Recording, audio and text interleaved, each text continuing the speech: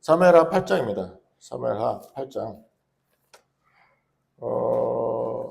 그 주변에는 사무엘하 8장 전장인데요.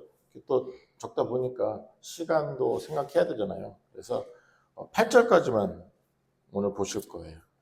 그래서 사무엘하 8장 1절부터 8절까지 보실 것이고요. 제가 가진 성경 구약 성경 474페이지입니다. 말씀 다 찾아주셨으면 좋겠어요. 그래서 사무엘하 구약 성경 474페이지고요. 8장 1절부터 8절 제가 공독하겠습니다. 그 후에 다윗이 블레셋 사람들을 쳐서 항복을 받고 블레셋 사람들의 손에서 메덱 암마를 빼앗으니라. 다윗이 또 모압을 쳐서 그들로 땅에 엎드리게 하고 줄로 재어 그 두 줄 길이의 사람은 죽이고 한 줄 길이의 사람은 살리니 모압 사람들이 다윗의 종들이 되어 조공을 드리니라.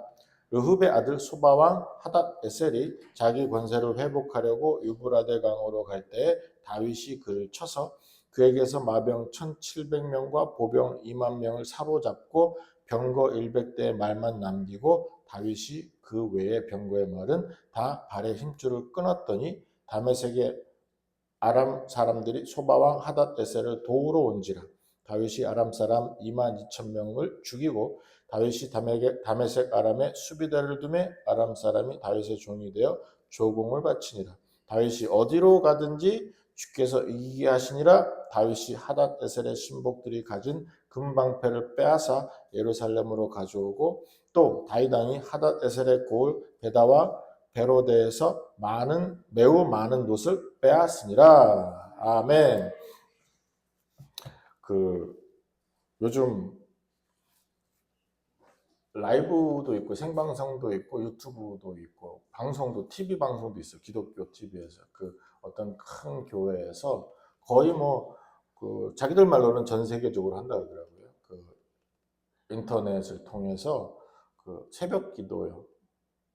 제목이 무슨 새벽 기도인데 그 새벽 기도를 한대요. 다니엘 기도인가 한대요. 그러면서 곳에 특별한 프로그램이 뭐냐면 매일 사람들이 나와서 간증을 합니다. 그러니까 설교 대신에 그렇게 하는 건지 제가 전체를 다 안 봐서 잘 모르겠어요. 어쨌든 간증을 하거든요. 그런데 간증의 대부분은 그런 신앙을 지켰기 때문에라고 하는 것이지만 간증하러 나오는 분들은 그래도 다 사회적으로 또는 자기의 분야에서 성공한 사람들이 나와서 간증을 하고 또 그게 당연한 거겠죠. 그렇죠? 실패한 사람들이 나와서 간증은 좀 그렇잖아요. 어찌됐든 그렇게 간증을 해요. 내용들은 다 비스꾸름이 하고요. TV에서 본 거예요. 조혜련이라는 사람 여러분도 아실 거예요. 이 여자 연예인인데 남묘호랭가라는 일본 불교 이단에 빠졌었다가 어느 순간에 자기가 기독교인이 됐어요. 그리고 나서 요즘은 성경도 가르치고 TV도 나오고 전도도 열심히 한다고 얘기하더라고요. 그러는 와중에 이 연예인이 조혜련이라는 사람이 박명수라는 사람에 대해서 이야기를 하더라고요. 그러면서 자기가 전도를 했지만 잘 안 됐는데 어느 날 보니까는 교회를 다니고 있더래요. 그래서 물어봤어요. 너 어찌 된 일이냐? 그랬더니 박명수라는 사람이 대답을 했대요. 뭐라고 하냐면 자기 조카가 사고가 나서 혼수 상태에 빠진 거예요. 그래서 그 병실에서 무릎을 꿇고 기도를 했대요. 얘 깨어나게 해주면 내가 교회 가겠습니다. 하나님 믿겠습니다는 아니었어요. 정확한 어수는 교회 다니겠습니다 였어요. 근데 또 깨어난 거예요. 그럼 당연히 교회 가야죠. 그래서 지금은 교회 열심히 출석하고 있다라고 하는 간증을 TV에 나와서 조혜라는 사람이 하더라고요. 좋은 거예요. 좋은 것이고 또 여러분이 듣고 싶은 말일 수도 있잖아요. 그렇죠? 그래서 나도 경험하고 싶고. 이 6절 보시면 6절 한번 보시겠어요? 사무엘하 8장 6절 본문 6절 보시면 다윗이 다메섹 아람에 수비대를 두매 아람 사람이 다윗의 종이 되어 조공을 바치니라. 그래놓고 다윗이 어디로 가든지 주께서 이기게 하시니라. 라고 하는 말에 우리 모두는 할렐루야 아멘 하면서 이 말씀을 붙잡고 이제 살아갈 수 있는 능력의 기둥 지팡이로 삼겠지요. 그런 타이틀 말씀처럼 보여요. 그런데 제가 말씀드린 게 뭐냐면 그런 간증이나 그런 특별한 이적이나 아니면 지금 이런 말씀 어떤 그 우리를 기운나게 하는 응원하는 그런 구절이거든요. 그런 구절만 믿고 신앙생활을 하는 것. 그게 2025년도에도 보편적 교회 성도들의 모습일 수도 있는 것 같아요. 하지만 오늘 정확하게 말씀을 드리겠습니다. 그러한 신앙의 자세나 그러한 믿음은 틀렸다라고 하는 거예요. 우리의 믿음은 어디에 근거를 해야 되냐면 하나님의 기적적 사건에 근거하는 것이 아니라 예수님에게 근거해야 돼요. 우리의 믿음의 근거는 예수님 자신이에요. 아버지 하나님이시고 성령님이시지 아버지 하나님께서 하시는 일들에 우리의 믿음의 근거를 두어서는 안 된다는 거예요. 말이 어렵지는 않지요. 복잡한 것 같지는 않지만 보편적으로 초기에 한국에 선교사님들이 들어와서 이 선교사님들이 다 10대, 20대였고 목회 경력이 없으신 분들이에요. 그리고 한국에는 기독교의 씨앗이 물론 있었어요. 교회가 최초로 선교사님 들어오기 전에 기독교의 씨앗이 뿌려져서 성경도 번역이 됐었고 선교사님 들어오기 전에요. 한국 땅에. 그리고 그 교회도 있었어요. 소래교회라고. 미리 존재했었어요. 그럼에도 불구하고 한국 사람들의 성정은 지금의 일본 사람들보다 더 많이 우상에 가까웠지요.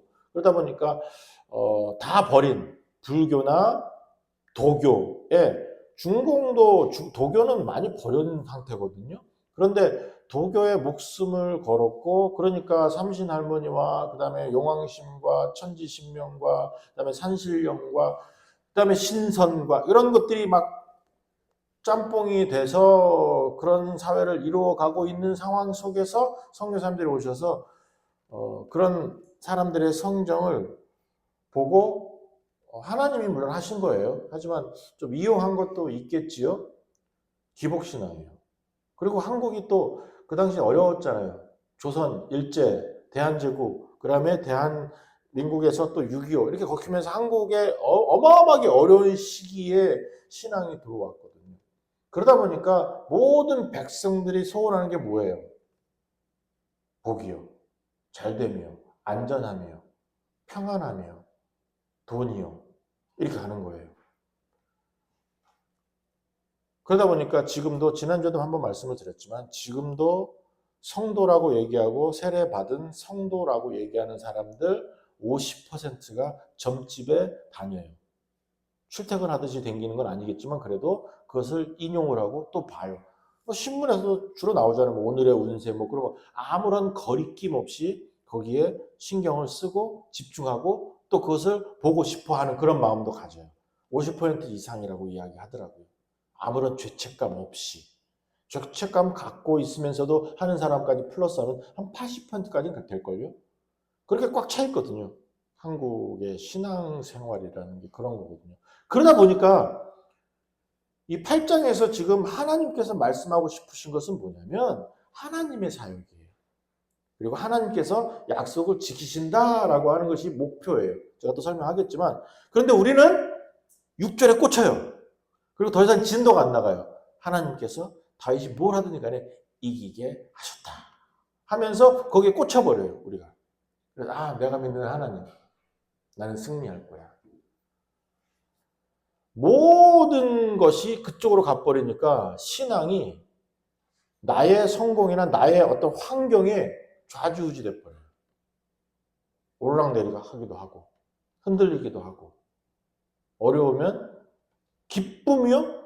언제나 성경 전체에서 하나님 안에서 성도에게 기대하는 하나님의 마음은 뭐냐면 기뻐해라. 그리고 데살로니가 후서인가요? 전서인가요? 거기서 항상 기뻐하라. 쉬지 말고 기도하라. 범사에 감사하라. 이렇게 나오거든요. 그런데 우리는 거기는 못 가요. 이런 말씀이 더 좋아요. 그냥 이기게 하시니라. 모든 것이 변함이 없고 우리는 승리할 것이다. 우리는 불가능이 없다. 모든 것이 가능하다. 라고 하는 그 말씀에 꽂혀요. 그런데 모든 것이 가능하다고 한 그 사도 바울의 이야기도 앞에서 뭐가 있냐면 사도 바울의 어마어마한 고통, 고난이 있었는데 내가 여전히 하나님 믿는다라고 하면서 그런 태에서 나에게는 모든 것이 가능하다라고 얘기하거든요. 즉 하나님 맞다라고 하나님 믿는다라는 가능성이거든요. 이것을 이야기하는데도 우리는 놓쳐요. 잘됨을 생각하거든요. 잘됨. 이러한 신앙은 오늘 정확하게 또 말씀을 드리겠습니다. 1년 내내 말씀을 드린 것이기도 해요. 틀린 신앙이고 틀린 신학이에요. 우리가 예수님을 믿는 목적이 뭐예요? 이 땅에서 잘 먹고 잘 사는 겁니까? 아니요. 우리는 예수님을 믿는 목적은 그냥 예수님께서 우리 믿으라고 해서 믿는 거예요. 잘 보세요. 내가 이 땅에서 지금 살아요. 나의 의지로 살아남았습니까? 나의 의지로 태어났습니까? 아니잖아요. 근데 또 살면서 죄인으로 태어났는데 죽었는데 또 나의 의지로 예수님을 알게 된 게 아니라 성령님이 또 우리 아버지께서 창세자부터 알아봐 주셔서 나를 선택해 주셔서 성령님이 나를 예수님을 믿게 해 주셨네요. 내 의지랑 아무 상관없거든요. 그리고 나서 계속해서 우리 하나님은 그런 새로 태어난 부활한 다시 살아난 죄 용서받은 그 백성들이 끊임없이 뭘 하시냐면 창세기부터 지금까지 계속해서 약속을 해주셔요. 약속을. 왜냐하면 하나님은 과거, 현재, 미래에 갇힌 시간이 갇힌 분이 아니시기 때문에 초월하시는 분이기 때문에 계속 오늘의 삶에 대해서 약속을 해주셔요.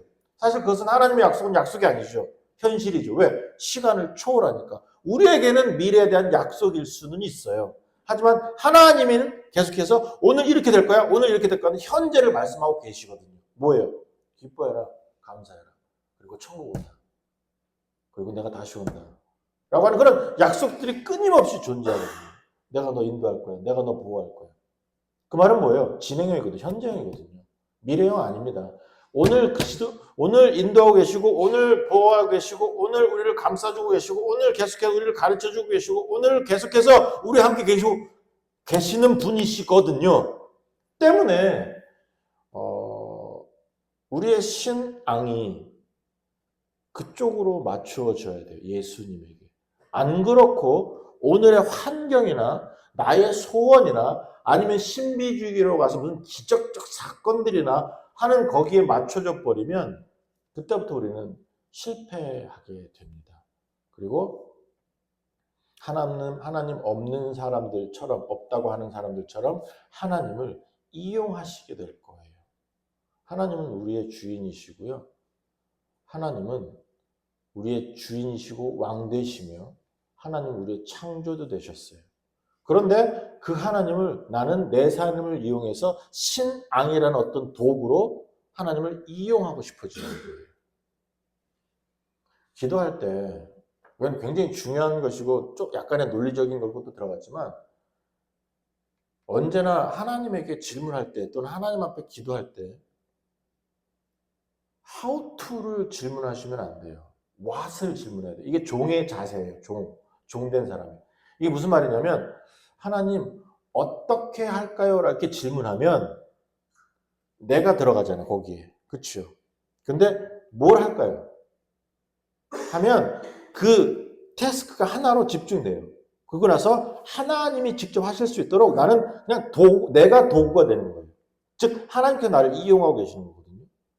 그래서 질문하실 때 하나님 어떻게 할까요? 가 아니라 뭘 할까요? 가 우선 하셔야 됩니다. 그리고 어떻게 해야 되면 이미 무엇을 할까요? 이미 여러분이 결정해 놓으셨잖아요. 그렇죠? 거기서 떠나시라고요. how to가 아니에요. what to예요. 뭘 할까요? 언제나 질문하실 때 신앙이 하나님을 이용하는 신앙이 아니라 하나님 앞에서 내가 이용당할 수 있도록 종된 신앙을, 종된 신학을 여러분들이 가지고 계셔야만 돼요. 안 그러면 여전히 여러분은 6절에 꽂힐 겁니다. 언제나 우리의 가는 길 모두가 다 내가 밟는 모든 땅 주님이 승리하게 하실 거야. 거기에 이제 꽂히는 거죠. 다윗이 계속 승리했습니까? 아니요. 8장에서만 그 승리의 것을 모아놓으셨어요. 자, 이제 보세요. 왜 그렇게 하셨는지. 제일 먼저 블레셋 사람들이 등장합니다. 1절에 보시면 블레셋 사람들을 쳐서 항복을 받고 손에서 메덱 암마를 빼앗습니다. 이 메덱 암마라고 적혀 있는데 그 역대상 22장에 보시면 메덱 암마가 가드 성이에요. 그러니까 팔레스타인은 그 도시 국가여서 성들이 이렇게 있었는데 그 중에서 그 가드라는 골리앗 출신이죠. 골리앗이 거기 출신이죠. 골리앗이 출신, 이 출신이 아니고, 골리앗 출신. 뭐 이렇게 말을 더듬노. 골리앗이 살았던 참말로. 뭔 포인트인지 아시겠죠? 큰 도시예요. 가드를 이야기하고, 그러면 빼앗으니라. 그 제일 큰 도시를 빼앗았다는 건 뭐냐면, 블레셋을 완벽하게 정복했다는 뜻이에요. 이 메덱 암마를 빼앗았다라는 뜻이. 그러니까 이후로는 사사기에서 또 계속해서 사무엘상 전편에서 또 사울과 함께 끊임없이 이스라엘을 괴롭혔던 그런 민족이 삼손 얘기도 우리 유명하잖아요. 다 블레셋이거든요. 그리고 이제 그 언약궤도 빼앗겼었잖아요. 다 블레셋의 한 짓이에요. 근데 뒤에는 이제 나타나지 않아요. 블레셋은 더 이상 등장하지 않습니다. 이스라엘을 괴롭히지 못해. 이날로. 왜 이걸 적어요? 하나님께서 이미 앞에서 특별히 사울에게 명령하신 게 블레셋에 대한 이야기였어요. 그리고 블레셋을 정벌해라, 끝내라고 말씀하셨거든요. 그런데 사울은 실패하고 죽었죠. 오히려 그 전쟁에서 졌지요. 때문에 다윗이 그 일을 완성합니다. 그래서 이 8장 1절에서 그 후에는 7장 다음에 그 후에가 아니고 오히려 5장, 6장 다음에 그 후예요. 시간적으로는. 그러니까 그리고 나서 다윗이 내가 성전을 지어야겠다. 그런 마음을 먹게 된 거예요. 시간적으로 따지면. 하지만 그 사건 위주나 시간 위주로 이 역사를 써내는 게 아니기 때문에 오늘 하나님의 마음을 설명하기 위해서. 왜? 바로 앞에서 7장에서 하나님께서 말씀하셨거든요. 나단 선지자를 통해서. 그리고 나서 다시 한번 그 하나님의 사역을 하나님이 등장해서 직접 하나님의 사역을 어떻게 하시는지를 보여주면서 그 후에예요. 그 후에 다윗이 블레셋을 완전히 망가뜨리는데 왜요? 하나님께서 명령하신 거거든요. 하나님께서 또 지시하신 내용이거든요. 자, 그 다음에 모압이 등장해요. 다윗이 또 모압을 쳐서. 모압은 에서의 후손이거든요. 그런데 모압이 굉장히 유명한 거는 여러분들도 아실 겁니다. 그 민수기에서 발람과 발락이 등장해요. 그래서 발락이 왕이고 발람이 거짓 선지자인데 발람에게 저주를 시킵니다. 이스라엘을 향해서. 그 왕이 그 발락이라는 왕이에요. 모압 족속이고요. 그러니까 이스라엘을 굉장히 괴롭혔고 그래서 결국에는 이스라엘에게 망하는 그런 부족이에요. 이미 대적했던 그런 부족이에요. 물론 다윗의 할머니 룻이 어디 사람이에요? 어디 출신이에요? 모압이요. 예. 얘기하는 게 그러다 보면 당연한 거잖아요. 모압 출신이에요. 그리고 다윗이 자기 식구들을 맡긴 땅이 또 어디예요? 모압. 안 어렵죠. 모압에 자기 식구들을 가족들을 맡겼잖아요. 도망다니다가 사울에 쫓겨다니다가. 그거 기억하실 거예요.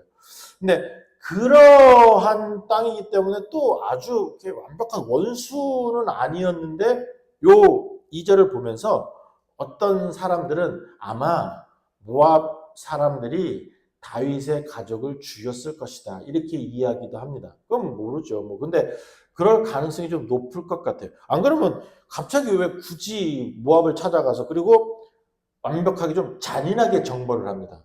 어떻게 하냐면 2절에 보시면 사람들을 줄을 재어서 두 줄기 이렇게 된다게 하면 사람들을 세 줄로 세운 거예요. 세 줄로 줄이라는 끈 말고 사람들을 줄을 세웠어요. 세 줄로. 그리고 나서 두 줄의 사람들은 다 죽여버려요. 그리고 한 줄만 남겨요. 이거는 보편적으로 고대에서 전쟁하고 나서 포로를 대하는 그 정벌자의 모습이고요. 그럼 남자와 군인, 그 다음에 지도자들 다 죽여버려요. 그리고 남은 사람은 그러면 여자와 그 그 다음에 좀 뭐 그 병이 있거나 약한 사람들, 또 아이들 이렇게만 남겨요. 그리고 나서 그들에게 또 조공을 받습니다. 다윗이. 그러니까 모압에 관해서도 이미 하나님께서 출애굽한 이스라엘에게 이미 알려주셨어요. 쟤네들은 치워버려. 왜? 이스라엘을 대적했으니까. 이미 하나님께서 허락하셨고 지시하셨고 약속한 내용이에요. 모압이요. 자, 그럼 소바는요? 3절에 보시면 소바왕 하닷 에셀이라는 거죠. 하닷은 하다드라는 이 당시에 하나의 신이에요. 하다드라는. 그다음에 에셀은 에젤 아시죠? 에젤이라는 도움이에요. 에벤 에셀 아시죠? 에벤 에셀 그 단어예요. 에셀이라는 게. 그래서 하닷이 돕는다. 그러니까 우상신이 돕는다. 이제 그런 이름을 가진 사람이에요. 왕 이름이라고 보시면 됩니다. 소바왕의 소바왕 하닷 에셀인데 이 사람이 자기 권세를 회복하려고 왕위를 잃어서 갔는지 그건 잘 모르겠어요. 하지만 이 소바왕이 왜 등장했겠습니까? 다윗이 먼저 치거든요. 이 사람이 공격하지 않아서 다윗이 먼저 쳤어요. 소바왕이 어디가 있냐면 지금 유브라데 강이라고 적혀있죠. 유브라데 강. 창세기 15장에서 하나님께서 아브라함에게 두 번째 나타나셔요. 그리고 약속해 주십니다. 너가 애굽의 지경부터 유브라데 강까지 너의 지경이 될 거야. 너의 후손들의 지경이 될 거야. 라고 약속해 주셨거든요. 그래서 유브라데 강까지 있는 소바가 다윗의 목적지가 된 거예요. 자, 그러면 블레셋, 모압, 소바 다 다윗의 계획 하에 있었습니까? 아니요. 하나님의 계획 아래에 있었어요. 그리고 지금 여러분이 보시는 1절부터 8절은 뭐예요? 하나님께서 하나님의 약속을 이루시는 것을 여러분은 보고 계시는 겁니다. 즉 다윗이 가서 승리했다. 이게 중요한 게 아니고 오늘 여러분들이 정확하게 1절부터 8절을 보시면서 경험하셔야 되는 것은 무엇이냐면 하나님은 하나님의 약속을 어떻게 하시든지 하나님의 때 이루신다. 이 사실을 오늘 배우시라는 거예요. 그래서 지금 계속해서 이야기되고 다윗이 또 수비대를 두고 아람 사람의 종이 되고 하면서 조공을 받는다 이렇게 되지요. 그 다음에 7절 보시면 하닷에셀이 가진 금방패를 빼앗아서 예루살렘으로 가져오고 또 하닷에셀의 곳에 놋을 많이 빼앗았어요. 그 금방패와 놋을 많이 빼앗아서 어디다 쓸까요? 성전 지을 때 솔로몬이 쓰라고 많이 빼앗아 온 거예요. 사실 조공도 그래서 받았을지도 모릅니다. 물론 보편적인 상황이죠. 그 정복한 국가가 그 정복당한 국가에게 조공을 받는 건 당연한 것일 수도 있겠지만 지금 다윗이 자꾸 그런 일을 하는 이유는 뭐냐면 물건을 쟁여놓는 거예요. 그 성전 건축을 위해서. 이것은 역대상을 읽을 때 또 공부하게 되실 겁니다. 의도적으로 그렇게 하고 있거든요. 그래서 이 이야기도 또 나와요. 그 금방패 이야기도 나오고 놋에 관한 이야기도 나오거든요. 그래서 다윗이 그런 준비를 해나갑니다. 그러니까 다윗이 하는 것조차도 하나님께서 하라고 지시하신 것이잖아요. 그러니까 모든 것이 오늘 제가 특별하게 여러분에 강조하는 이유는 뭐냐면 혹여 6절에 꽂히실까봐 계속해서 강조하는 거예요. 하나님이 우선하셔야 되고 하나님이 목적이 되어야 되고 여러분의 신앙의 근거는 간증할 수 있는 그런 신비적 사건이나 또는 뭐 내가 이렇게 하니까 이렇게 하니까 이렇게 해주세요 하면서 그것이 딱 맞아 떨어졌을 때 난 하나님 믿겠습니다라고 하는 그러한 종류의 신앙으로 가지 말고 믿음은 보지 않고 믿는 믿음이 진짜 믿음이고 좋은 믿음이라고 말씀하셨잖아요. 그러면 그 상황 속에서 오늘 여러분들이 하나님으로 가셔서 내 다른 어떤 환경 속에서 나는 하나님에게 집중하겠습니다 라고 하는 이 신앙이 진짜구나. 그런데 그러고 있으면 집중하고 있으면 위대하게 정말로 최선을 다해서 몸부림치면서 기다리고 있으면 하나님은 하나님의 약속 이루시는구나. 이것을 또 경험하시라고요. 그리고 여러분은 그것을 기대하시면서 소망으로 기다리실 수도 있지 않겠습니까? 오늘 1절부터 8절을 보시면서 시기적으로는 몇백 년이 걸렸어요. 예수님의 약속은 창세기에 있었지만 수천 년 이후에 벌어졌어요.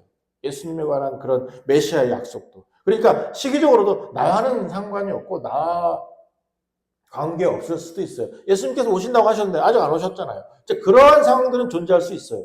하지만 확실한 것은 하나님께서는 하나님의 약속 반드시 이루신다. 이 사실을 우리 여러분 잊지 않으셨으면 좋겠어요. 그러면서 하나님의 참 좋은 약속, 위로의 말씀도 드릴게요. 하나님은 우리의 죄를 기억하지 않으셔요. 때문에 여러분 어제까지 실수하셨어요? 괜찮아요. 회개하시면 끝나요. 그리고 나서 여러분이 또 안 고쳐져요? 괜찮아요. 그냥 고치려고 몸부림만 치시면 돼요. 하나님은 우리의 죄 기억하지 않으셔요. 앞에서 뒤로 옮기시고 도말해 버리시고 좌에서 동에서 서로 옮기시고 이것이 하나님의 마음이에요. 또 하나 하나님은 언제나 우리와 함께 하십니다. 이것이 하나님의 약속이에요. 예수님의 이름이 임마누엘이지요. 하나님이 우리와 함께 계신다. 이름으로 설명해 주셨거든요. 이것이 약속이잖아요. 하나님의 약속, 제가 다시 말씀드립니다. 하나님은 항상 언제나 지금 그래서 이 부분에서도 야베 하나님으로 등장하시거든요. 우리 주 하나님으로 등장하시잖아요. 만군의 주 하나님이 등장할 때는 다윗의 사건들 속에였어요. 그러나 여기에서는 지금 신실하신 하나님으로 등장하시잖아요. 그랬을 때 약속 지키십니다. 어떤 약속이요? 나와 함께 하신다. 그래서 예수님께서도 승천하시면서 내가 세상 끝날 때까지 너와 함께 한다. 선언하셨거든요. 그건 약속이 아니라 선언이시거든요. 스테이먼트라고요. 정확하게. 선언해 주셨어요. 우리 하나님은 끊임없이 나를 도우십니다. 이것도 약속이에요. 내가 너를 돕는다라고 해주셨거든요. 하나님 안에 존재하면 여러분이 뭘 하실 일 전혀 없어요. 하나님을 기쁘시게 드렸다고요? 그것도 착각이에요. 그냥 같이만 있으시면 돼요. 그러다가 물론 뭐 강아지나 아니면 동물들 키워 보신 분도 계시죠? 그럴 때 나한테 와서 막 비비고 막 가면은 내가 좋다고 꼬리 흔들고 발랑 자빠지는 강아지하고 맨날 짖고 멀리하고 나는 우리 집에서 키우는 개인데 이름 불러도 안 오고 막 승질 부리고 하는 놈 있으면 누가 더 좋아요? 누가 더? 그리고 그런 애는 막 발랑발랑 자빠지고 막 이런 애는 우리 집 개 아니라도 옷이라도 하나 더 사주고 싶고 밥이라도 하나 더 주고 싶을걸요? 그게 사람의 마음이지만 똑같은 거예요. 그런 성정을, 왜? 하나님의 이미지를 우리가 주셨다는 것은 하나님의 마음일 수도 있거든요. 그랬을 때 여러분이 하실 일은 뭐냐면 하나님을 기쁘시게 되었다고요? 그게 아니라 여러분이 하나님을 기뻐하시면 돼요. 무슨 말씀인지 아세요? 내가 하나님을 좋아하고 내가 하나님을 사랑하고 하나님을 기뻐하면 하나님 보면 그냥 꼬리를 막 흔들고 꼬리 없지만 뭐 하여간에 뭐 이렇게 비유로 그 하나님 보면 그냥 좋은 거예요. 막 가슴이 막 두근두근 뛰고 뭐 얼굴도 빨개지고 아니면 뭐 막 아드레날린이 분노해갖고 뭐 막 나와갖고서는 좋아지고 기분이 업되고 하는 그 일. 예배 드리러 올 때 어때요? 흥분되거나 귀찮아 죽겠는데 오늘 또 오늘 날이 왜 이러냐. 오늘 오실 때 어떠셨어요? 오실 때 아무 생각 없이 오셨다면 뭐 그것도 뭐 딱히 하지만 혹여 다른 일들 때문에 다른 상황들 때문에 예배를 못 오시게 될 상황이 있거나 또 그런 마음들이 존재했다면 또 다르잖아요. 그죠? 기도하실 때 어떠세요? 찬양 부르실 때 어떠세요? 아유, 뭐 이렇게 자꾸 그럼 너 모르는 걸 왜 자꾸 불러쌌냐? 찬송가나 부르지 왜 그거는 그 두들기는 거 왜 이렇게 많이 두들기냐? 시끄러 죽겠네. 어떤 마음이셔요? 찬양하실 때, 기도하실 때, 대표기도 짧게 하지 왜 이렇게 길게 해갖고 이거 참말로 하나님한테 가는 순간에 어떤 마음이세요? 하나님을 기뻐하는 것, 즉 여러분은 하나님을 기쁘시게 드릴 수 없습니다. 하나님은 왜냐하면 그냥 우리가 좋으니까. 그런데 하나님을 기쁘시게 드릴 수 있는 방법은 또 있어요. 뭐예요? 내가 하나님을 사랑한다고 하는 것을 표현하면 돼요. 내가 하나님을 즐거워하면 돼요.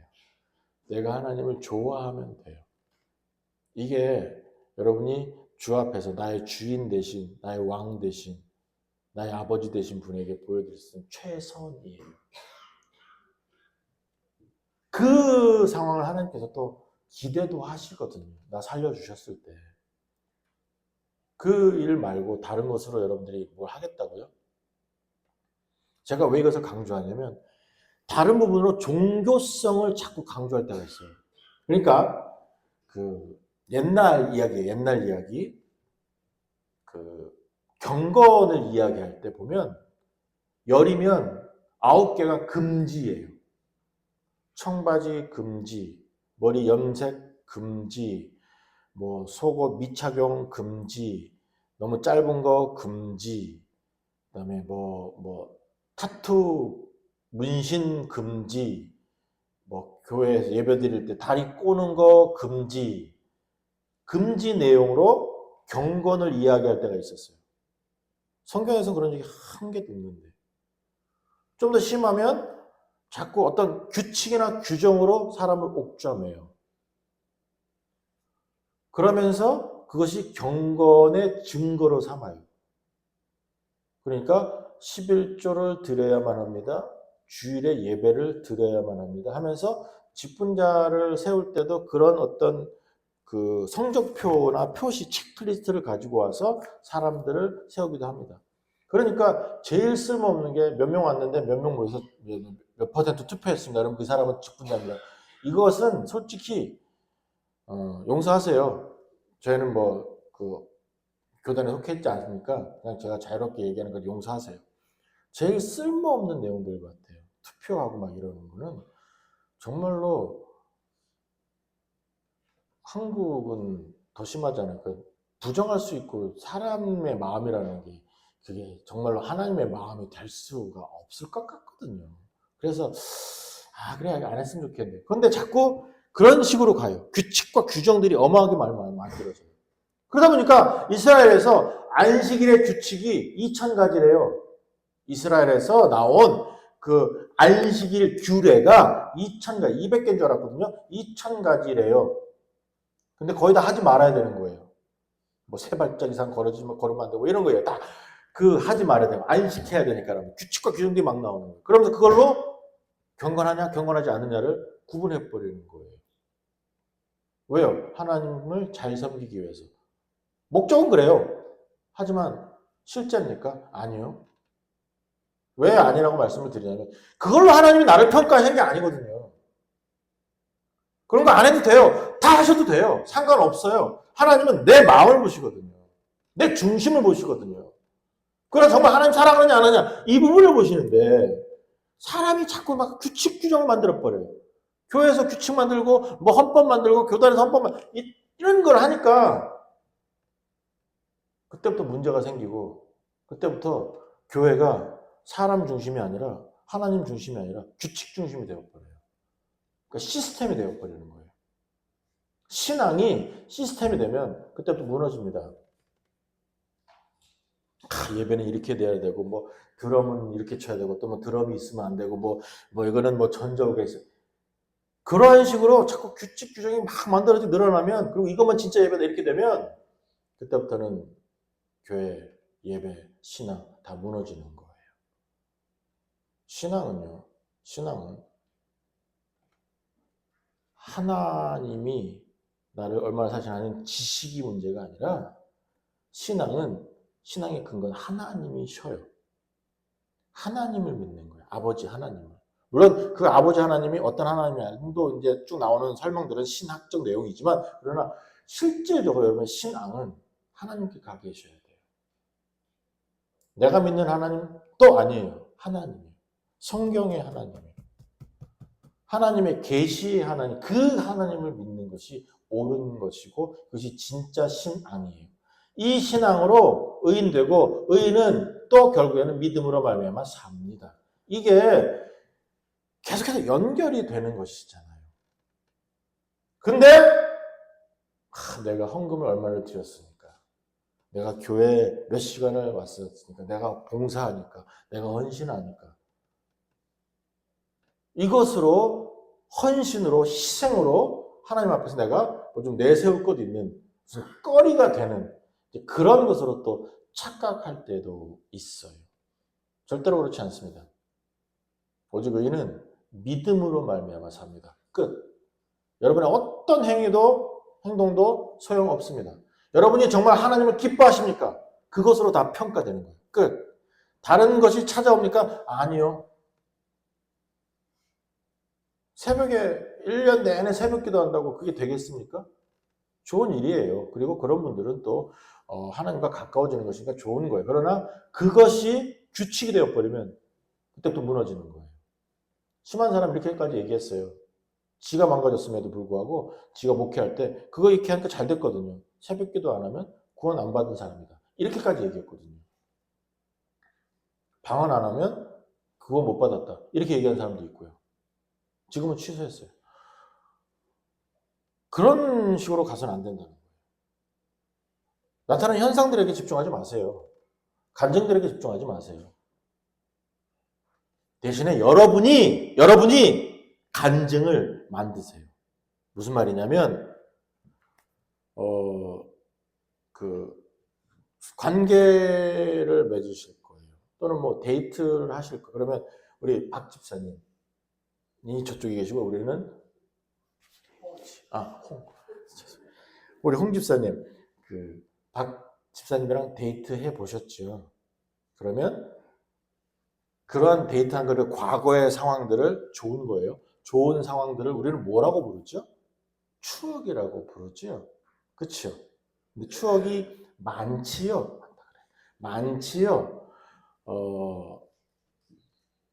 하나님하고 데이트하면 추억이 쌓일까요? 쌓이지 않을까요? 어렵지 않죠. 우리 정미애 전사님 오늘 왜 말을 이랬지? 진짜 주여다 이거는. 참말로. 하나님 앞에서 하나님과 관계를 맺을 때 추억이 쌓일까요? 쌓이지 않을까요? 당연히 쌓입니다. 당연히 쌓입니다. 왜? 사건, 사고는 항상 있거든요. 이것을 뭐라고 부릅니까? 성도들은 간증이라고 부릅니다. 아시겠어요? 추억이라고 부르는 게 아니라 간증이라고 부르는 거예요. 신비적인 그런 거 대단한 거. 이것만 간증이다. 내가 뭐 죽었다가 기도했더니 살았다. 이런 게 간증이 아니라 이것은 하나님의 사역을 여러분이 고백하는 그런 시간들일 뿐이고 실제적으로 간증, 그건 뭐냐면 하나님과 나는 관계 속에서 얻은 추억들이에요. 그 안에 무슨 대단한 신비적인 것이 들어갈 수도 있겠지만 대부분은 그렇지는 않아요. 왜요? 대단한 일들과 기적적 사건들은 어떤 특별한 순간에 특별한 사람에게 특별한 상황을 하나님이 허락하신 것뿐이에요. 끝. 2번 반복되지 않습니다. 죽었다가 살아나는 사람이 또 죽었다가 또 죽으러 가는 것은 그건 또 하나님 고쳐주신 것도 아니잖아요. 그죠? 2번 벌어지지 않아요. 다시 말씀드려요. 절대로 2번 벌어지지 않습니다. 절대로라는 말을 쓰겠습니다. 2번 벌어지지 않습니다. 어떤 한 사람이 기도해서 병이 나왔습니다. 목사든지 장로든지 권사든지 성도든지 누군가에게 기도를 해서 병이 나왔습니다. 그럼 그 다음 다른 사람에게 또 내가 기도해서 병이 나올 수 있습니까? 천만의 말씀이에요. 계속 사용할 수 있습니까? 내가 은사 받았다고 얘기합니까? 천만의 말씀이에요. 은사는 그쳤습니다. 착각하지도 마세요. 하나님께서 기도로 말씀해 주셨어요. 이 일은 이렇게 될 것이다. 하실 수 있어요. 그러나 끝. 더 이상 말씀하지 않아요. 물론 예언이 그쳤기 때문에 그런 일 자체가 벌어지지 않는다고 저는 생각하지만 또 들으시는 분도 계시면 괜찮아요. 하지만 어떤 한 사람이 계속 하나님의 그 말씀을 듣고 한다? 그런 일은 벌어지지 않습니다. 특히 미래에 관한 이야기들 자세하게 몇 날 며칠에 이렇게 나고 지진이 나고 세일이 나고 일본이 망하고 한국이 망하고 중국이 망하고 이러한 일들을 하나님께서 알려주신다고 천만의 말씀이에요. 진짜 천천만만의 말씀으로 그런 일은 벌어지지 않습니다. 왜요? 성경의 이야기하거든요. 그리고 우리는 언제나 현재를 사는 사람이기 때문에 미래에 신경 쓰지 마세요. 내일 일은 난 몰라요. 장래일도 몰라요. 그냥 하루하루 사는 게 성도의 사명이에요. 어떻게 해요? 하나님을 즐거워하면서. 목숨 걸고 하나님을 즐거워하면서 사는 게 성도의 사명일 뿐이고, 그 다음에 나타날 거 왜요? 하나님 내 있을 거 다 주셨잖아. 자꾸 이방인처럼 구하지도 말아봐봐. 그냥 강구할 때도 목숨 걸고 주의 나라와 주의 영광을 위해서만 기도 좀 해줘봐. 예수님 말씀하셨거든요. 그러한 일들을 우리가 놓쳐요, 자꾸. 그러면서 신비주의적으로 무당신학과 무속신앙을 자꾸 따라가요. 그러길 원해요. 그리고 그걸 기대를 해요. 그리고 그것도 또 간증이라고 또 하면서 돌아다녀요. 여러분은 그러지 마세요. 여러분은 성경으로 돌아오세요. 말씀으로 돌아오세요. 오늘 하나님께서 여러분의 기적을 베풀어 주셨습니다. 어떻게 해요? 이 자리에 오게 해주셨거든요. 그러면 여러분 오늘 지금 이 시간에 정확하게 예수 그리스도가 여러분의 구세주이신 것을 믿으십니까? 이것이 기적이에요. 그리고 이것이 간증이에요. 다른 것 너무 많이 기대하지도 마세요. 어려우십니까? 피곤하십니까? 뭐 당장에 큰 눈물에 궁덩이 빠졌기 때문에 나는 살아남아야 되겠습니다. 하면서 생존에 관한 그런 문제에 딱 맞닥뜨리셨습니까? 지금? 그럼에도 불구하고 그 시간 속에서도 사자굴에서도 풀무불에서도 함께 하시는 그 하나님을 여러분은 발견하실 수 있도록 하나님 한번 찾아보세요. 다른 기적으로 나가게 해주세요. 나 여기서 살게 해주세요. 라고 하는 그런 게 문제가 아니라 그 순간에도 함께 하시는 하나님을 한번 믿어보세요. 그건 보이거든요. 내 눈이 밝아져서. 한번 믿어보세요. 그럼 들리거든요. 내 귀가 열려서. 한번 믿어보세요. 그러면 고백할 수 있거든요. 내 입이 열려서. 이게 신앙이에요. 그런데 자꾸 다른 것들을 따르지 말자는 거죠. 특별히 부자 되는 거 뭐 이런 거 생각하시는데 돈 필요해요. 하지만 나 필요한 거 저는 확실하게 믿습니다. 필요한 거 있으면 반드시 채워주십니다. 필요 없으니까 안 주시는 것 뿐이에요. 근데 나는 필요 있다고 생각해요. 왜요? 욕심이 이만큼 하거든요. 그다음에 착각하고 있거든요. 우둔하거든요. 그러니까 자꾸 다른 것을 기대하는 거예요. 갖고 싶은 것도 많아지는 거예요. 하고 싶은 것도 많아지는 거예요. 돈이 있어야 되는 거예요. 그것을 정확하게 욕심이라고 부르는 겁니다. 그래서 더 심한 말로 할까요? 탐욕이에요. 그런 게. 그런 거 말고 기억하세요. 돈이든 건강이든 환경이든 하나님이 다 주셨습니다. 나의 필요 채우셨습니다. 에벤 에셀이에요. 언제나 나를 도우시는 분이시고 채우시는 분이세요. 그분이 지금 오늘 1절부터 8절까지 말씀하셨죠? 약속을 하나님이 성취하십니다. 직접 이루십니다. 이 사실을 여러분이 경험하세요. 그래서 제가 광고에도 적었지만 전도 대상자들 있잖아요. 1년 내내 이제 기도하셨는데 지치지만 마세요. 그분들을 위해서 계속 하나님께 간구하세요. 올지 안 올지 누가 알아요. 더 심하게는 죄송하지만 내가 내 배로 낳은 아들이고 딸이라도 하나님이 선택 안 하실 수도 있잖아요. 죄송하지만 아니요. 하나님의 가정은 그렇게 안 될 거예요. 하지만 심하게 얘기하면 그러나 지금 나는 사랑하니까 그렇지 않을 거라고 생각하고 내가 판단해서 죽기까지 간구하고 있는 거잖아요. 그랬을 때에 이 믿음 하나 놓지 마시자고요. 하나님의 사람이면 반드시 돌아올 것이고요. 하나님은 하나님 약속 반드시 지키십니다. 이 사실을 여러분이 잊지 마시라는 거예요. 그러면 기도할 수 있겠죠. 그죠? 그러면 지치지 않겠죠. 그래서 12월 25일 날 목요일인데 한국은 25일이 빨간 날이요? 파란 날? 빨간 날 맞죠? 그러면 초대하실 수 있었으면 좋겠어요. 여러분들이 기도하시는 분들을 한번 초대해 주시면 좋겠다라고 하는 일단 광고도 할 거지만 그런 부탁을 드립니다. 그러고 나서 뭐 오고 안 오고는 또 본인들 마음이에요. 그리고 그 시간을 통해서 또 하나님께서 하나님 은혜를 받으면 또 좋고요. 그때가 또 하나님 때면 좋겠고요. 그런 기도를 하게 되는 거죠. 그때가 하나님의 때면 좋겠다라고 하는 마음으로 또 소원하는 것이죠. 제가 왜 이 말씀을 드리냐면 특별히 그 오랫동안 기도해 온 그런 가족이나 또는 이웃이나 있을 거 아니겠습니까? 계시잖아요. 그랬을 때 지치지 마시라고요. 소망도 잃지 마세요. 특별히 버리지 마세요. 끝까지 기도하세요. 왜? 하나님의 마음 우리 잘 모르잖아 아직은. 그럼에도 불구하고 기도하게 하셨다면 돌아오게 하시겠죠 뭐. 그것이 좋은 것이니까.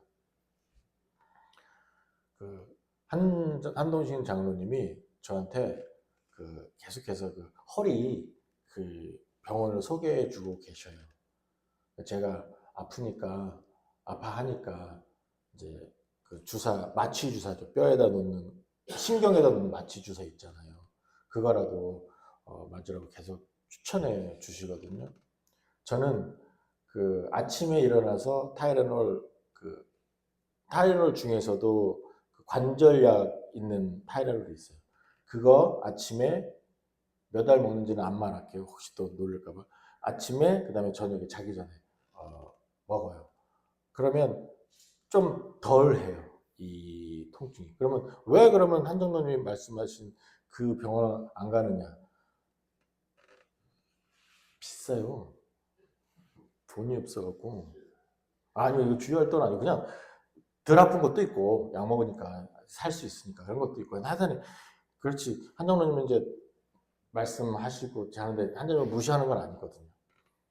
듣고 또 거기가 어딘지도 알고요. 한 몇 번 가봤어요. 지나다녀 봤어요. 제가 왜 이런 말씀을 드리냐면 장로님이 왜 저한테 이런 말씀 해주시겠어요? 일단 거기가 좋아요. 그 다음에 저를 좋아해요. 그러니까 소개시켜 주고 싶으시잖아요. 그죠? 자, 여러분이 만약에 천국이 좋아요. 이게 진짜예요.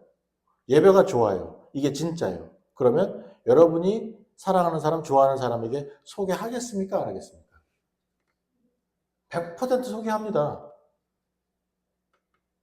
전도는 아니죠. 그죠? 광고죠. 홍보죠. 하지만 안 하면 못 배기죠. 왜? 내가 좋아하니까. 내가 사랑하니까. 그리고 그렇게 하면 나을 건데? 고쳐질 건데? 하겠죠. 그치요? 이것을 그래서 보편적으로는 전도라고 부르는 겁니다. 그리고 여러분은 그런 일을 하시면서 이제 플러스 뭐까지 하십니까? 기도까지 하시는 거죠. 하나님 도와주세요. 간절함을 표현해 드리는 것이죠. 그랬을 때 다시 강조하겠습니다. 이루시는 분은 하나님이십니다. 특별히 우리 아들들, 딸들 놓치는 마세요. 하지만 여러분이 그것 갖고 안달복달하지도 마세요. 불편하지도 마세요. 괜찮아요. 이루시는 분은 하나님이시니까. 그냥 간절함 있고 안타까운 마음 괜찮아요. 그런데 그것 때문에 여러분이 인생이 망가지지 말라고요. 왜 나는 왜 내 기도를 안 들어주시면서 고통스러워 하시지 말라고요. 아니면 아예 버리고 네 기도 안 한다. 네 마음대로 살아봐라. 이것도 하지 마시라고요. 이걸 부탁드리는 거예요. 왜? 이루시는 분은 내가 아니라 하나님이시니까. 그 상황을 여러분 꼭 기억해 주셨으면 좋겠어요. 그래서 1절과 8절인데 하나만 이제 마지막으로 하나만 더 짚고 넘어갈 게 있어요. 뭐냐면 4절입니다. 그에게서 마병 1700과 보병 2만 명을 사로잡고 병거 100대의 말만 남기고 다윗이 그 외의 병거의 말은 다 발에 힘줄을 끊었다라고 적습니다. 왜요? 이것은 정확하게 하나님의 명령이 있었거든요. 그래서 민수기에서 하나님께서 나오셔서 말씀하셔요. 이스라엘 전체를 통해서. 너네가 이제 왕이 생길 거야. 이거는 대단한 말씀이시거든요. 그런 컨셉 자체가 없는 사람들한테서 민수기에서 세 가지를 말씀하셔요. 왕인데 왕은 확실하게 이 일을 따라야 돼. 라가면서 세 가지를 말씀하셔요. 뭐냐면 말을 많이 갖지 말아라. 그리고 병마를 많이 갖지 말아라. 두 번째로는 아내를 많이 두지 말아라. 세 번째로는 너를 위해서 은금을 쌓지 말아라. 라고 하면서 민수기 17장입니다. 이 일을 말씀하셔요. 이 세 가지를 말씀하시거든요. 우리는 왕 같은 제사장입니다. 그래서 제가 이것을 갖고 온 거예요. 굳이 말씀을 드리는 거예요. 이 세 가지를. 여러분의 삶의 태도예요. 어떤 규정, 규칙이 될 수도 있어요. 하나님이 명령하신 것이니까. 왕들에게 이렇게 살아야 된다는 걸 말씀하셨습니까? 병거는 뭐예요? 병거를 끄는 요즘에 탱크 같은 것인데 사실 이스라엘에서는 크게 소용이 없어요. 왜? 우크라이나 때 러시아가 탱크 몰고 왔는데 다 소용이 없었거든요. 왜? 진흙파기여서. 마찬가지로 이 병거는 이스라엘 지역은 산악 지형이에요. 그렇기 때문에 병거가 그렇게 큰 소용이 없어요. 평야 지역에서나 소용이 있지 산악 지역에서는 도움이 안 되거든요. 뭐 그런 이유도 있겠지만 하나님께서 굳이 병거를 끄는 말의 힘줄을 또는 말을 많이 갖지 말아라 라고 말씀하셨을 때는 왜 그랬겠어요? 당연히 병거를 가지고 있다면, 특별히 철병거라면, 그 애굽처럼, 그러면 어마어마한 그런 그 군사력의 차이가 생기거든요. 힘이잖아요, 힘. 다른 거 믿지 마라라는 거예요. 너의 생존을 위해서 다른 것 믿지 말아라라고 하는 거예요. 너의 생존을 위해서 말을 많이 갖지 말아라고 하는 것은. 살아남기 위해서 직장을 찾아야 되는데 멀리 가야 돼요. 교회를 떠나야 돼요. 그런 거? 그럼 이제 그게 나의 선택의 어떤 기로에 섰을 때가 될 수가 있거든요. 직장 때문에, 특별히 생존 때문에. 아니면 여러 가지 일이 있겠지만, 예배를 방해할 수 있는 그런 것을 선택할 수밖에 없는 생존을 위해서. 그럴 수도 있겠지요. 예수님 말고, 하나님 말고, 성령님 말고, 다른 것 의지하게 되는 것. 다 속합니다. 자식, 연세가 드시면 드실수록 또 자식을 의지할 때가 많아요. 또는 여러분의 배경, 능력, 힘, 학벌 또는 이루어 놓은 것 다 두지 마세요. 힘줄을 끊어버리세요. 소용없게 만드세요. 오직 하나님만 나의 힘이요, 나의 방패시요, 나의 요새시라. 이 신앙이 진짜입니다. 이게 왕으로서 여러분들이 헤쳐나가야 되고 전쟁하셔야 되잖아요. 그러면 또 사람도 이끌어야 돼요. 그랬을 때 여러분들이 병거를 의지하는 게 아니라 나의 주, 만군의 주인 되시는 위대하신 하나님을 따르고 그분을 신뢰하는 것이 더 맞다는 것이죠. 이게 첫 번째고요. 두 번째로 아내를 많이 두지 마라 이렇게 얘기했거든요. 그런데 다윗은 어마어마하게 많이 두었거든요. 아내를. 그러니까 요거는 듣고 그거는 안 들으니까 다윗도 참 자기가 좋은 것만 들어요. 그래서 일단 말에 힘줄을 끌었으니까 뭐 딱히 이렇게 잘한 것 같진 않아요. 하지만 왜 굳이 그러면 그 아내를 일부 일처제 이렇게 안 하고 왜 많이 두지 말아라고 했을까? 일부 다처를 허용하신 것 같은 느낌도 받잖아요. 그렇죠? 그리고 또 하나는 뒤에 보면 그 디모데 전서 후서 디도서에서 그 사역자들의 조건 중에서 뭐가 있냐면 한 아내의 남편이라는 표현이 나옵니다. 이 한 아내의 남편이라 될 것이다 라고 해서 여성 목사를 세우지 않는 거예요. 왜요? 만약에 남자, 여자 이런 구분이 없었다면 성경에서 그렇다면 한 아내의 남편이 아니라 너는 배우자를 한 사람, 또 배우자라고 안 하고 다른 표현이 될 수도 있겠지만 어쨌든 그렇게 표현하지 않았을 거예요. 여러 가지 다른 표현들이 있으니까. 그런데 굳이 한 아내의 남편이라고 해서 남성, 여성의 그런 직분자의 것을 구별을 해서 그것을 사용합니다. 지금도. 저는 그것도 믿고 있고요. 그러나 지금 이 말씀을 인용한 이유는 뭐냐면 이제 일부 일처 이거를 얘기하는 거예요. 한 남편, 한 아내를 많이 두지 말라고 했을 때 신약에서는 아예 일부 다처제를 거부하고 있거든요.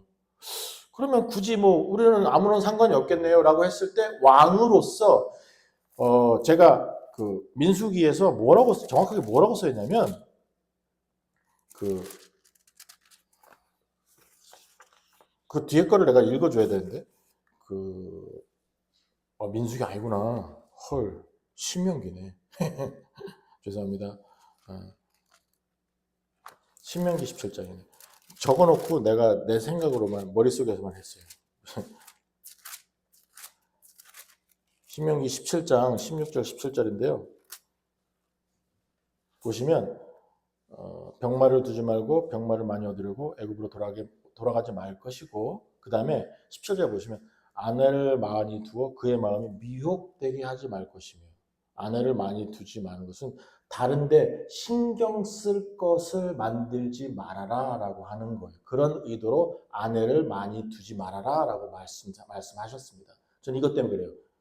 무슨 말씀이냐면 우리는 뭐 일부일치니까 그럼 아내 많이 두고 남편 많이 두고 그런 일은 없잖아요. 솔직히 없어요. 불가능합니다. 또 법적으로도 안 되니까. 하지만 지금 왜 그럼 그렇게 말씀하셨을까 했을 때 왕으로서의 모습으로 다르게 하나님 말고 우상 숭배 말고 다른 것에 더 많이 신경 쓸 경우가 있어요. 직장이 될 수도 있고 또 많은 경우에는 취미 생활이 그렇게 될 수도 있거든요. 목숨 걸고 조기 축구에 나가는 사람이 있죠. 낚시는 꼭 가야 되는 사람이 있죠. 바둑은 목숨 걸어야 되는 사람이 있죠. 아니면 뭐 장기나 바둑 뭐 다른 취미 생활에 자기의 모든 열과 성을 다하는 사람이 있어요. 신앙 이상으로. 그러면 예수님 믿어요. 잘해요. 예배 생활도 할 수도 있겠죠. 그럼에도 불구하고 그 정신이 딴 데 가 있는 분산되는 역할을 그런 일들이 하게 되는 거예요. 이것을 막으시는 거예요. 아니라고 말씀하지 마세요. 그런 분들 많이 계시잖아요. 가족에게도 신경 쓰고 막 가족 하면서 막 여도 신경 쓰고 저도 신경 쓰고 뭐 오늘은 이래야 되고 또 요즘 같으면은 뭐 식구들 때문에 뭐 김장도 하러 가야 되고 아니면은 뭐 말아야 되고 뭐 예수님 안 믿으면 뭐 여는 제사 드려야 되고 저는 저 집 가야 되고 하여간에 뭐 가족 행사 우리 가족끼리 모여야 되고 뭐 가족끼리 뭐 해외 여행하기로 했어요. 뭐 여행하기로 했어요. 가족끼리 모여서 뭐 새해 되는 아이고 괜찮아요. 괜찮은데 예배는 방해하지 않았으면 좋겠고 내 신앙생활 내가 성경 읽고 기도하는 것을 방해하지 않았으면 좋겠는데 거기에 신경 쓰는 사람들이 있어요. 사명교회는 없어요. 근데 혹시라도 여러분들이 자식에게 열과 성을 다하는 거 좋아요. 그러나 하나님 이상으로 떠발들지는 마세요. 애만 가져요. 지금 아내를 많이 두지 마십시오 때문에 제가 설명을 드리는 거예요. 미혹되는 것을 여러분 제거하시라고요. 나를 미혹하게 하는 게 뭔지. 사역하시면서도 내가 좋아하는 걸 사역하고 싶어져요. 나는 꽃꽂이를 잘하니까 나는 이것으로 예배드려 좋다고요. 그런데 거기에 목숨을 거는 것은 옳지 않죠. 꽃꽂이가 하나님이 되거든요. 그건 틀린 거죠. 그건 잘못된 거죠. 오케이 끝낼게. 미안해. 끝으로 자기를 위해서 은금을 많이 쌓지 말아라. 이거는 뭐 물질에 관한 부분이니까 쉽다고 생각하실 수도 있겠지만 또 달라요. 뭐냐면 성도 여러분 오늘 이후부터 여러분의 통장이나 아니면 다른 노후 대책 이런 거 정말로 물질에서 자유하셨으면 좋겠어요. 부동산이든 아니면 뭐 코인이 됐든 주식이 됐든 코인 주식 하는 분 안 계시니까 안 계시죠. 부동산 것도 뭐 가진 게 여는 뭐 난 말하기가 진짜 편해. 가진 게 없으니 뭐 이렇게 뭐 자유하십시오. 다 지금 이미 자유한데 뭐 어쩔 거예요. 하여간에 그럼에도 불구하고 혹여 묶이지 마세요. 혹여 묶이지 마세요. 정말로 주님 앞에서 은금 쌓는 거 아니에요. 은금은 드리는 거예요. 다시요. 은금은 드리는 거예요. 쌓는 거 아니에요. 목사님 그래갖고 지금 현금 갖고 다 하고 뭐 이렇게 다 드리라고. 그럼 더 좋죠. 왜냐면 초대교회 성도들이 그렇게 했으니까. 하지만 아니에요. 신앙대로 하세요. 그렇지만 확실한 것은 뭐냐면 은금은 물질은 쌓는 게 아니고 왕이기 때문에 드리는 것이고 쓰는 거예요. 이거는 오늘 한시도 잊지 않으셨으면 좋겠어요. 주님이 주셨습니다. 갑자기 어떻게 하늘에서 돈이 떨어지는데 그러면 왜요? 사용하라고 주신 거예요. 드리라고 주신 거예요. 그것이 여러분이 잘됐다. 너 이거 쫙 묵혀놨다가 뭐 사야지, 뭐 해야지, 뭐 내 노후 자금 해야지. 그거 다 가져가십니다 하나님이. 이래 가져가고 저래 가지고 다 가져가실 거예요. 그러니까 뭐 한번 계획 세워보세요. 추수 다 해놓고 자 이제 한번 놀아보자. 네 오늘 죽으면 못 잡겠네. 이게 하나님의 질문이셨어요. 약간의 조롱 섞인. 은금은 쌓는 거 아닙니다. 드리는 것이고 쓰는 겁니다. 가진 것 없는 분들에게 말씀하니까 약간 좀 뻘쭘하긴 한데 그럼에도 불구하고 이 세 가지 있죠. 말 많이 갖지 말고, 아내 많이 두지 말고, 은금 너를 위해서 쌓지 말아라 라고 하는 하나님의 명령도 지금 다윗이 말 힘줄 끄는 것 때문에 또 가지고 오는 거예요. 왕으로서의 왕 같은 제사장이시잖아요. 우리가 그런 왕 같은 제사장이잖아요. 그렇기 때문에 지켜내야만 합니다. 그건 우리에게 있어서의 덕목이고 어때로 자격 조건이기도 합니다. 성도로서. 때문에 이 사실도 죄송합니다. 이루어내셨으면 좋겠어요. 그래서 네, 끝입니다. 정말로 주님 앞에서 하나님을 즐거워하셔서 하나님만 믿는, 우상이 아니고 내 욕심이 아니고 내 생각이 아니고 하나님만 믿는 참 믿음으로 승리하시면서 또 결국에는 승리도 주신다니까, 보호도 해주신다니까, 위로도 해주신다니까, 그 하나님을 누리시면서 매일매일 살아가실 수 있는 여러분들 되시기를 주님으로 간절히 축원합니다. 기도하시겠습니다. 자비하신 하나님 정말 감사합니다. 주님의 이름으로 또 말씀 들었습니다. 알려주셔서 감사합니다. 하나님, 이제 하나님 앞에서 정말로 하나님만 섬기겠습니다. 하나님께만 집중하겠습니다. 이 땅의 것들 다 놓겠습니다. 자유하겠습니다. 하나님 안에서 살겠습니다. 그래서 결국에는 하나님이 바라시는 삶, 기뻐하는 삶 살겠습니다. 하나님, 이런 삶 제공해 주셨사오니 저희로 하여금 그런 삶 살아내게 하시고 또 그렇게 됨으로 말미암아서 또 하나님이 많이 선전이 되고 선포가 되는 그런 큰 일도 우리 삶에 주님께서 허락하여 주시옵소서. 모든 말씀 우리 주 예수 그리스도의 이름으로 간절히 기도드렸습니다. 아멘.